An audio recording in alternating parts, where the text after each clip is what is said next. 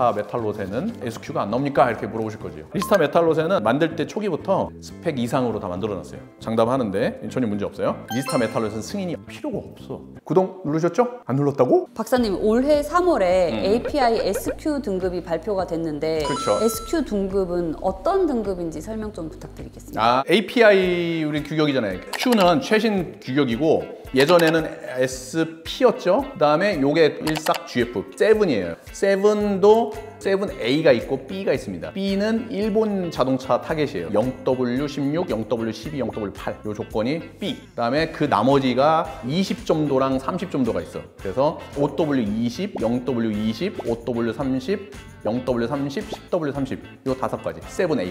그럼 40점도는 뭡니까? 일삭에 못 들어가요. 걔네들은 그냥 API SQ만 될 수 있는 거예요. 근데 예전에 한번 설명한 적 있어요, 그런 거.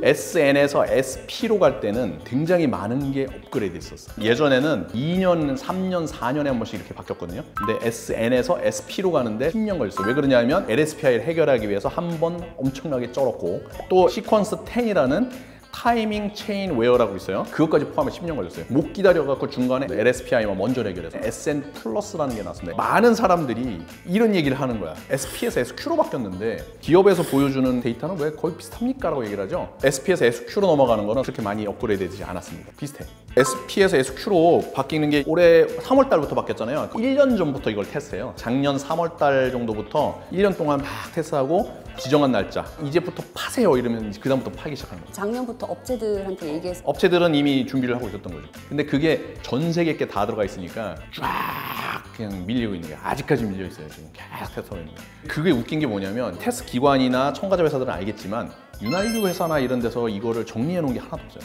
대략 이렇게 바뀌었다 이렇게 바뀌었다 바뀌었지 수치적으로 바꾸는 게 없어요. 내가 다 정리해놨어. 어떤 게 달라졌는지. 네, 7가지 정도가 있습니다. 엔진 테스트 4개 바뀌었습니다. 강화됐어요. 그 다음에 벤치 테스트에서 3개 바뀌었는데 엔진 테스트 먼저. 첫 번째 시퀀스 3H. 자, 이건 뭐냐 하면 피스톤 디파짓 테스트하는 거예요. 피스톤이나 엔진의 마모 찌꺼기가 얼만큼 많이 생기는지 이런 걸 보는 거거든요. 과거에는 0W8, 0W12는 3.7 메리츠 이상, 나머지 점도는 4.2 메리츠 이상. 엔진에는 특이한 단위가 있습니다. 예를 들어서 종이가 있어요. 그럼 여기에 까맣까맣한 게 이렇게 몇 개가 있을 거 아니에요. 이거를 눈으로 보던 표로 보던 이렇게 색깔 비교나 스팟이 몇 개 있는가를 비교를 하는 거예요. 아주 깜댕이 많거나 그러면 0으로 시작해요. 그 다음에 10으로 간다 그러면은 깨끗한 거야. 그래서 그거를 눈대중으로 봅니다.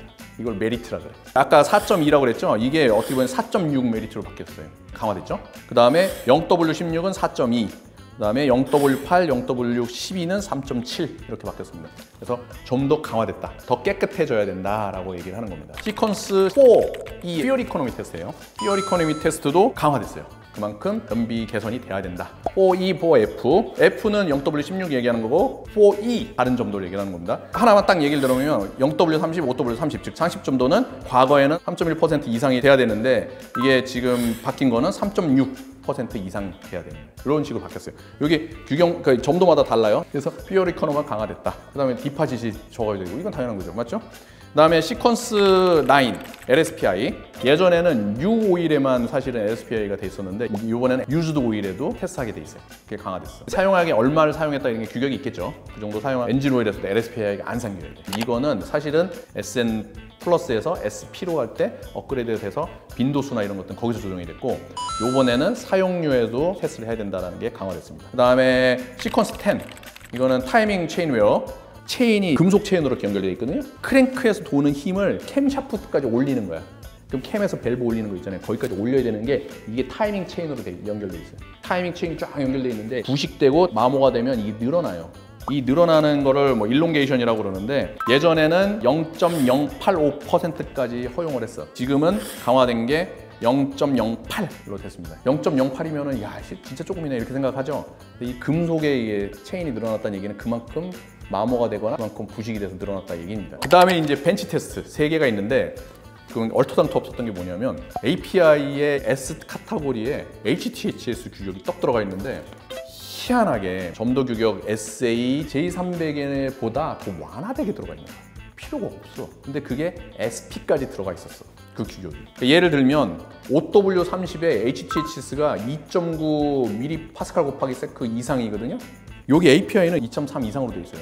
점도 규격이 2.9 이상으로 되게 돼 있는데 2.3으로 하면 다 통과되지. 그래서 나는 맨날 보면서 도대체 이 규격이 왜 있는 거야? 라고 생각했거든요. 드디어 뺐어요. 그래서 SQ에는 HTHS가 없다.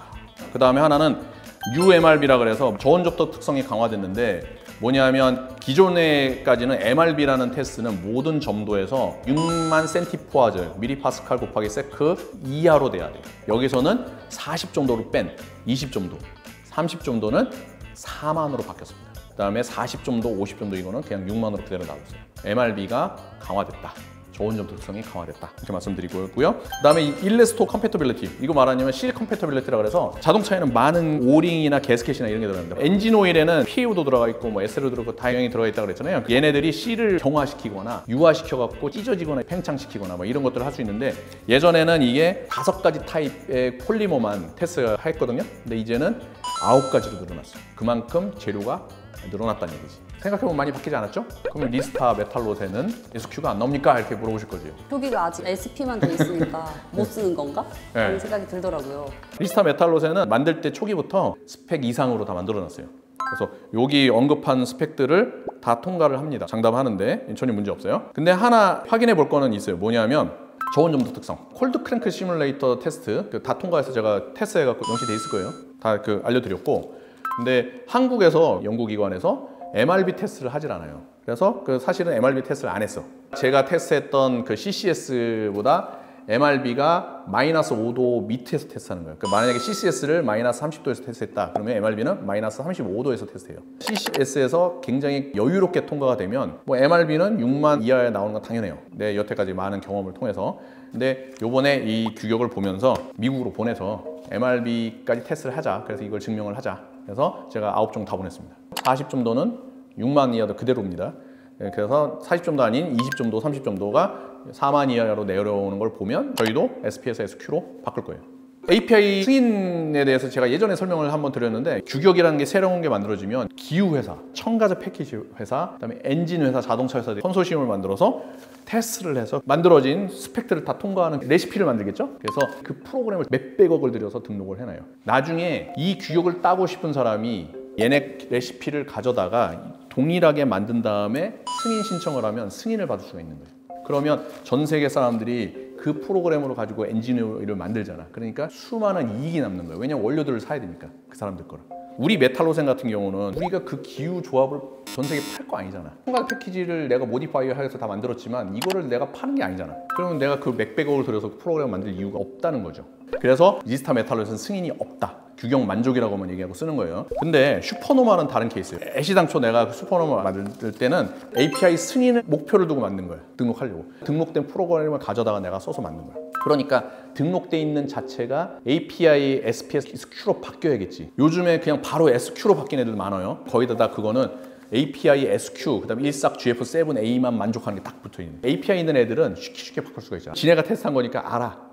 그래서 요렇게만 바꿔놓으면 되겠네. 그래서 금방 바꿔줘요. 근데 우리 슈퍼노말은 OEM 유럽 자동차의 규격이 MB 29.5 하나 5둘 LL-04 BMW 뭐 이런 거 쭉 있어요. OEM 들어가는 규격 있잖아요. 그거는 지금까지도 테스트하고 있는 거예요. 그게 나한테 연락이 이제 한 10월, 11월 쯤에 올 거거든요. 알려주면 난 이제 그걸 가져다가 다시 등록하면 우리도 SP에서 SQ로 바뀔 수가 있죠. SQ로 바뀌게 된 게 이제 우리도 좀 일을 해볼까 해서 바꾸진 않았을 거 아니에요. 네.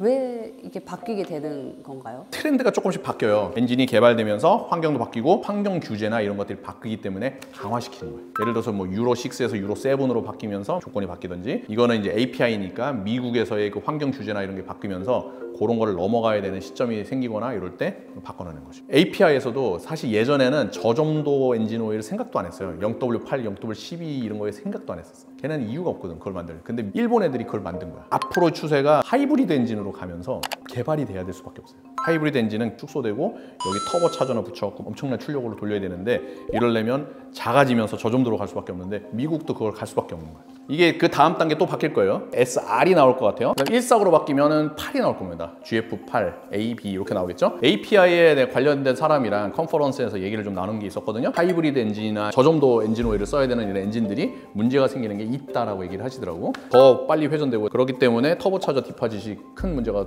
계속 생길 것이다. 터보 차저가 무조건 이제 강화돼야 되거든요. 또 하나는 저온 점도 특성에서도 문제가 생길 것이다. 저온에서의 강화되는 뭔가가 있을 것이다 라고 얘기를 했고요. 하이브리드나 이런 문제 계속 생기는 문제가 있어요. 부식 문제가 있어요. 부식. 상용차에는 부식 테스트가 있는데 승용차에는 사실 부식 테스트가 없거든요. 근데 이제 그게 부식 테스트에 강화된 게 나올 거라고 얘기를 하시더라고요. 한 2, 3년 안에 바뀔 것 같아요, 내 생각은. 하이브리드 엔진이 전 세계적으로 많잖아요. 근데 그게 빨리 바뀌지 않으면 다음 단계로 넘어가는 수소 엔진 이런 것들로 내려가기 쉽지가 않아. 그래서 빨리 바꿔야 되지 않을까 생각이 듭니다. SR로 바뀌게 됐다면 많은 조건이 바뀔 거예요. 그때는 이제 아마도 제가 새로운 레시피를 다시 만들어서 하지 않을까. 윤활유의 정확한 정보는 N불진과 함께 윤활유 박사 김보은이었습니다. 알림 설정 구독 해주시고 여러분 다음에 만나요. 오케이?